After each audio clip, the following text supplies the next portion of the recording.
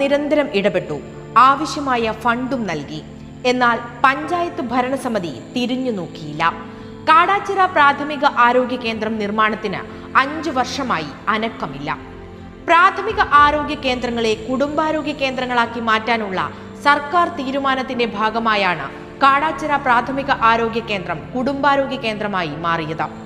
പഞ്ചായത്ത് ഒരു ഡോക്ടറെയും ഒരു ഫാർമസിസ്റ്റിനെയും നിയമിച്ച് ശമ്പളം കൊടുക്കാമെന്ന വ്യവസ്ഥയിലാണ് ഇത്. കാലത്ത് 8 മണി മുതൽ 12 മണി വരെ മാത്രമുണ്ടായിരുന്ന ഡോക്ടർമാരുടെ സേവനം ഇപ്പോൾ വൈകുന്നേരം 6 മണി വരെ ലഭ്യമാക്കാൻ സാധിച്ചതും കഴിഞ്ഞ ഭരണസമിതിയുടെ ഇടപെടലിലൂടെയാണ്.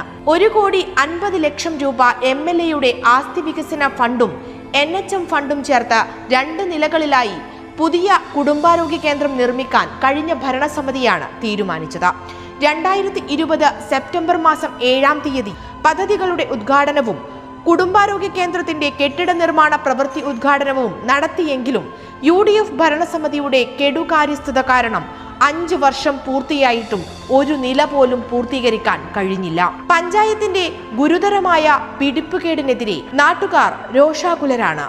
പാലിയേറ്റീവ് രോഗികൾക്ക് വേണ്ടി ഒരു വർഷം 16 ലക്ഷം രൂപയുടെ ഉപകരണങ്ങളും സാധനങ്ങളും കഴിഞ്ഞ LDF വിതരണം ചെയ്തിരുന്നു.